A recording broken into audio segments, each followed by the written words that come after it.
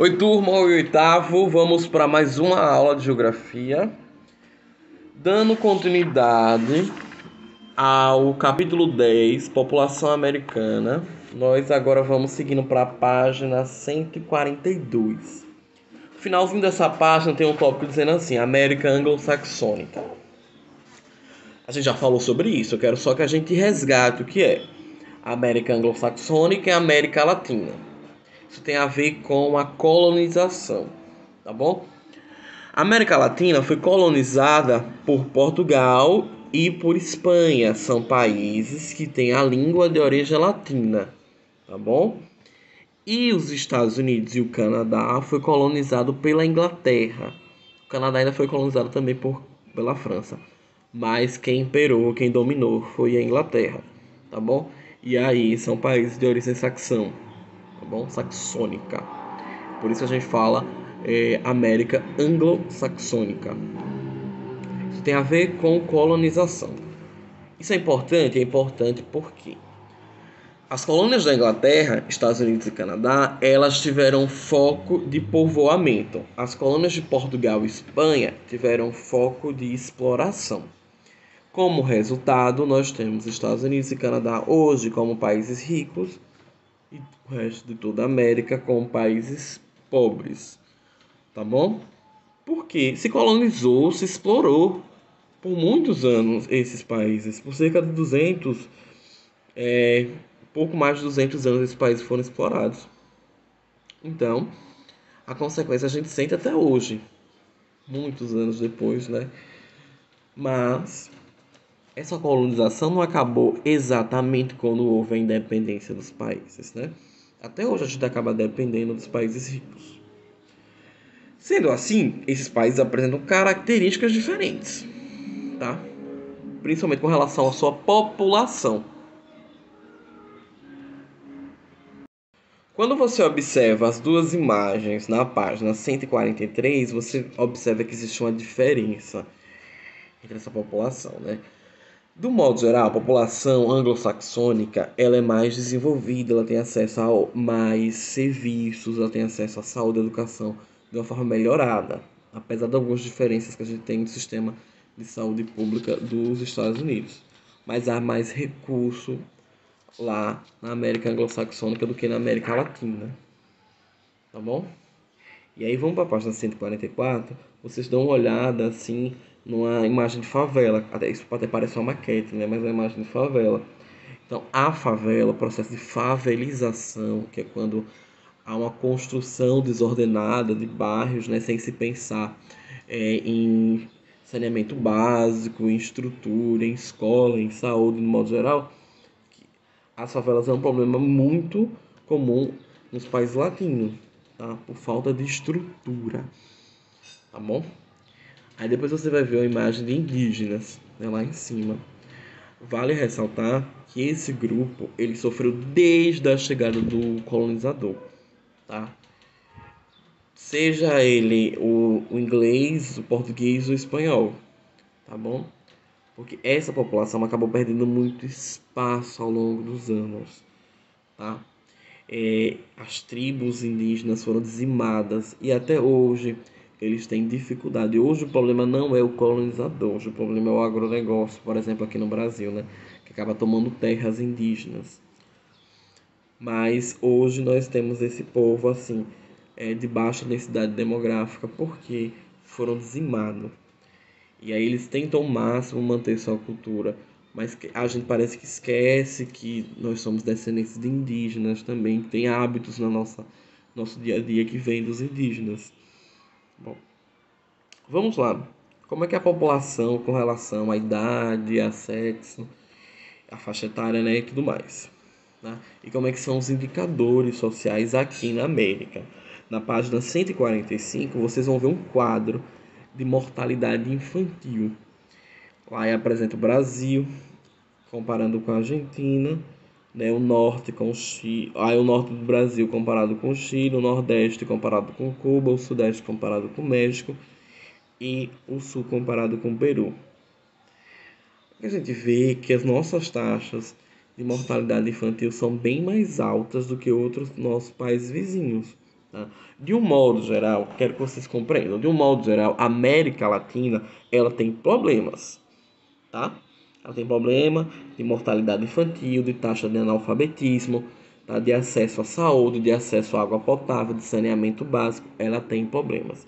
E esses problemas são muito maiores do que na América anglo-saxônica. Não é que não exista por lá, existe, só que aí é um número bem menor. Só que mesmo aqui, os países da América Latina não são todos pobres, nem são todos medianos, tá bom? É muito misturada a América Latina. Você tem Brasil, que se destaca economicamente, Brasil e Argentina. Da América Latina, quem se destaca é Brasil, Argentina e México, tá bom? Só que Brasil ainda tem taxas, né, de analfabetismo e de mortalidade infantil, que comparado a outros, nós estamos bem abaixo, tá bom? A desigualdade social no Brasil é muito destacada, é muito clara. E em alguns outros países isso não acontece tão fortemente quanto aqui. Mas estamos no mesmo barco, tá? Depois desses países podemos destacar o Chile, Cuba, que tem uma economia diferenciada porque descendeu, né, do socialismo, mas não é todo mundo igual, tá? Na América Latina nós temos os países, são todos países periféricos, mas alguns são emergentes, são algumas economias emergentes também. Bom, vamos ver aí as pirâmides etárias na página 146 e na página 147. Aí tem uma pirâmide etária, perdão, do Equador, tá bom? Que é um país vizinho nosso aqui na América, vizinho, eu digo, está na América do Sul também, viu? É América Latina. O Equador, né, tem influência inclusive daquelas civilizações que a gente estudou nas últimas aulas, nas aulas anteriores, tá bom? A gente consegue observar que a população feminina, a população de mulheres e homens, ela está bem próxima. A base da pirâmide do Equador é interessante, é larga, apesar que ela começa a se estreitar. E aí o meio vai se estreitando até chegar ao topo. Essa é uma pirâmide ideal, vamos assim dizer. A base poderia estar um pouquinho mais larga. Essa é uma pirâmide ideal. Que ainda vou... O que é a base, o que é o meio, o que é o topo da pirâmide? Só para a gente relembrar assuntos de outros anos. Uma pirâmide, né, ela é dividida ali. Na base dela ficam os jovens, aqueles indivíduos entre 0 e 19 anos. Vocês que estão me assistindo agora. Por que vocês estão na base? Porque vocês ainda não movimentam a economia, tá bom? Vocês ainda não trabalham, ainda não são uma população economicamente ativa. O que é isso? Aquelas pessoas que trabalham, estão aptas a trabalhar. Eu sei que alguns de vocês já podem ser menor aprendiz e tudo mais, mas ainda não conta, tá? Oficialmente, vocês ainda não chegaram no mercado de trabalho. Mas já podem ter uma ideia de como que é, né? O meio é a população economicamente ativa, aquela que gera, aquela que move a economia, os adultos, os pais de vocês, tá? As pessoas que estão aptas a trabalhar, até mesmo desempregados, tá bom? É porque em algum momento ele não entrou no mercado de trabalho, mas ele está apto a entrar, por algum motivo, pela falta de emprego, né? Ele não entrou, mas ele está aí também na população economicamente ativa. O contrário disso é a PEI, tá? A população economicamente inativa, que no caso são vocês, porque não podem, e os idosos. O topo da pirâmide é justamente os idosos, né? As pessoas que já trabalharam, que já contribuíram, que recebem aposentadoria, né? Não estão mais aptos a trabalhar, principalmente por questão de saúde. Ah, professor, mas o velhinho ainda aguenta. Opa, o velhinho já trabalhou, deixa ele lá quietinho, deixa ele aproveitar da aposentadoria dele, tá bom? Mas também tem que direito de descansar, né? Você tem, eu tenho, todo mundo tem, né? E aí, os idosos e vocês, os jovens, fazem parte da PEI e os adultos fazem parte da PEA, População Economicamente Ativa. E assim a gente dividiu uma pirâmide. Por que é importante a pirâmide estar com a base larga? Porque daqui a pouco são vocês que vão estar trabalhando, né? Daqui a pouco mesmo, né? Vocês têm uns 14, 15 anos, daqui a uns 5 anos no máximo, vocês, ou menos que isso, vocês já entram no mercado de trabalho, né? Daqui a pouco mesmo, se preparem, né? Só acabar a escola que vocês vão estar aptos, né? Vão estar mais ou menos com 17, 18 anos, com 18 já podem entrar. Então, eu preciso que tenha muita gente nascendo para manter a pirâmide estável. Porque o meio sustenta a base e o topo. Os idosos não trabalham mais, então são sustentados, né, pela Previdência Social, tá bom? Já trabalharam, já contribuíram, é um direito que é lhe garantido, tá bom? Quando eu estreito a base, eu vou ter um problema econômico. Quem vai trabalhar? A tendência em países ricos, como a América anglo-saxônica, é que a base esteja estreita. Em países mais pobres, é que a base ainda esteja larga, mas esteja caminhando para se estreitar. É o nosso caso. Tá? Nós estamos aí. Observe na página 147, a nossa pirâmide começa a parecer uma cuia, né? Ela começa a se modificar, tá bom? Porque nós somos um país emergente. Então nós temos características de países pobres, mas tentamos chegar em algum lugar. Tentamos se destacar economicamente, entendeu? O Brasil também está bem dividido por gênero, né? O número de homens e mulheres é bem próximo, apesar que existem mais mulheres no Brasil, tá bom? Mas isso não altera em nada a população. Não chega a ser uma grande alteração, não, uma grave alteração. Existem alguns aspectos que levam à diminuição dessa pirâmide, tá bom? Isso acontece mais em país rico. Quando se observa, a América anglo-saxônica, né? Quando se observa que existe um alto custo para ter filho, tá? A inserção da mulher no mercado de trabalho é um fator que fez com que as famílias diminuíssem o número de filhos, né? A opção por não casar, de repente, ou fazer um casamento mais tardio e não ter filhos, também, né? Uma possibilidade, tá bom? Hoje, em países mais pobres, isso acontece, mas acontece de forma mais discreta. A tendência é que o Brasil também passe a diminuir o número de nascidos, tá bom? A gente vai ter um problema no futuro com mão de obra? Eu acredito que não. Tá? Isso é muito alarmante de quem acha que deixar de ter filho vai problematizar a economia. Tá? Isso não é uma coisa que vai acontecer com todas as famílias, não é uma decisão que todas as famílias vão tomar ao mesmo tempo. Tá? Um ou outro não vai fazer falta. E temos que levar em conta também que a população brasileira é muito grande mesmo. Isso vai crescer, vai crescer. Mesmo que cresça de forma mais lenta, mas vai continuar crescendo. Tem países na Europa que isso já começa a fazer o contrário, que regrediu mesmo.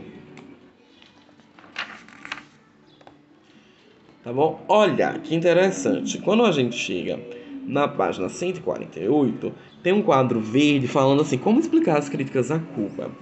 Cuba é o nosso patinho feio da América Latina, tá? Da América toda. O que aconteceu com Cuba? Cuba adotou, na época da Guerra Fria, as ideias socialistas da União Soviética. Era um representante do socialismo na América, e o único. Não, ele caminhava sozinho.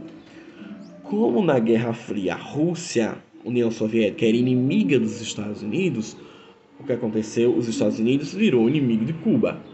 Eles tinham uma troca comercial, eles vendiam, compravam um do outro, e isso foi cortado pelos Estados Unidos. O que eles chamaram de embargo econômico. Tá bom? Isso durou por muito tempo, mesmo depois do fim da Guerra Fria. Isso só foi cessado agora com o governo de Obama, né, há 4 anos atrás, mais ou menos. Tá? Quando Obama assumiu, acabou o embargo econômico. Aí você me diz, então ele ficou isolado, então ele faliu. Não. Por incrível que pareça, Cuba conseguiu se destacar economicamente. Cuba investiu em educação. Esse foi o fator chave para se destacar economicamente. Fazer que nem o Japão, que investiu em educação, tem boas universidades, tem ótimos médicos saindo de Cuba, que vieram trabalhar e que ainda vêm trabalhar no Brasil, né? Investiu muito em esporte, aí você não deixa o jovem à toa, né, para se envolver com qualquer outra coisa. Então, teve soluções para Cuba. Não é um país rico, mas é um país que se virou muito bem. Inclusive, Cuba, com relação atualmente ao coronavírus, é um dos países que mais estão livres do vírus. Assim, não atingiu tanto o país porque eles obedeceram às medidas, né, da OMS, e a medicina lá é bem avançada. Inclusive, uma das vacinas pode sair de Cuba. Tá bom? Então, era um patinho feio, mas ele se destacou muito, sabe? Não é um país rico como os Estados Unidos e como o Canadá, mas se vira muito bem sozinha, tá bom? Apesar dos problemas políticos e ideológicos de Cuba. A gente encerra aqui esse capítulo. Na próxima aula, vocês já podem começar a fazer a atividade da página 149, porque na próxima aula a gente vai fazer a correção. Tudo bem? Gente, tchau, até lá.